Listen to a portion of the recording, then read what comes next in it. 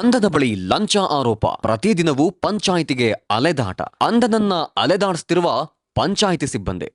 ಶ್ರೀನಿವಾಸ್ ಎಂಬ ಅಂಧನ ಬಳಿ 1,500 ಹಣ ಪಡೆದು ಖಾತೆ ಮಾಡಿಕೊಡ್ತೀನಿ ಎಂದು ನಂಬಿಸಿ ಕುಮಾರ್ ಎಂಬ ಬಿಲ್ ಕಲೆಕ್ಟರ್ ವಂಚನೆ ಮಾಡಿರೋ ಆರೋಪ ಕೇಳಿ ಬಂದಿದೆ. ನೆಲಮಂಗಲ ತಾಲೂಕಿನ ಸೋಲದೇವನಹಳ್ಳಿ ಪಂಚಾಯಿತಿ ಬಿಲ್ ಕಲೆಕ್ಟರ್ ಕುಮಾರ್ ವಿರುದ್ಧ ಆರೋಪ ಕೇಳಿ ಬಂದಿದೆ.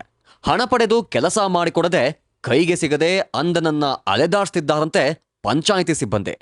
ನೆಲಮಂಗಲದಲ್ಲಿ ಬೀದಿ ಬದಿ ಪರ್ಸ್ ವ್ಯಾಪಾರ ಮಾಡಿಕೊಂಡು ಜೀವನ ನಡೆಸುತ್ತಿರುವ ಅಂಧ ಶ್ರೀನಿವಾಸ್ ಬಳಿ ಬಿಲ್ ಕಲೆಕ್ಟರ್ ಕುಮಾರ್ ಈ ರೀತಿ ವಂಚನೆ ಎಸಗಿರೋದು ಸದ್ಯ ಸಾರ್ವಜನಿಕರ ಆಕ್ರೋಶಕ್ಕೆ ಕಾರಣವಾಗಿದೆ.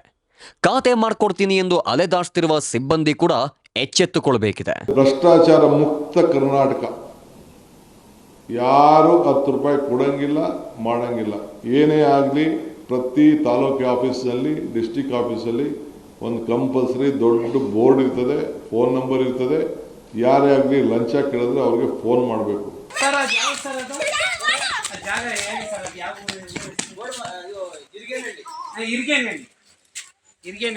ಹೌದಾ?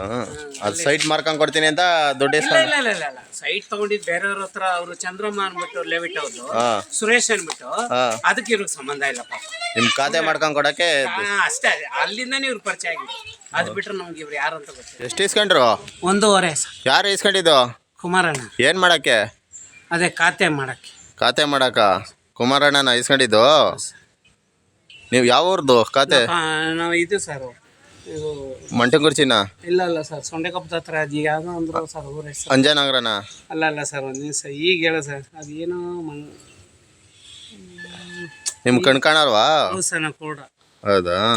ಅದೇನೋ ಅಂದ್ರು ಸರ್ ಊರ ಹೆಸರು. ಅವ್ರಿಗೆ ಗೊತ್ತು ಸರ್, ಕೇಳಿಸ್ಕೊಂಡು. ಹೌದಾ? ಸರ್ ಬಿಡಿ, ಆಯ್ತು. ಅವ್ರೇನೋ ಅಂದ್ರು. ನಿಮ್ಮ ಹೆಸರು? ಶ್ರೀನಿವಾಸ್.